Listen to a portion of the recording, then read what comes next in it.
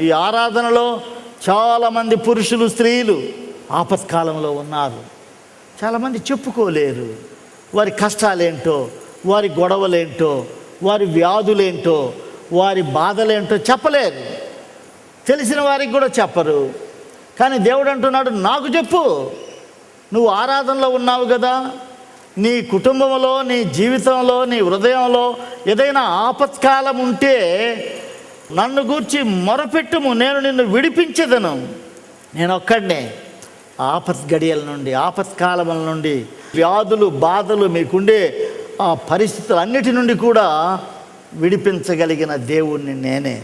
అంతేగాక ఒక మంచి మాట అంటాడు దేవుడు, నీవు నన్ను మహిమపరచెదవు. ఆరాధనలో ఏంటి ప్రాముఖ్యమైనది? దేవుణ్ణి మహిమపరచడానికి మనం వచ్చాం కనుక నువ్వు మొరపెట్టు, నిన్ను విడిచిపెడతాడు. కానీ నువ్వు దేవుణ్ణి మహిమపరచాలా.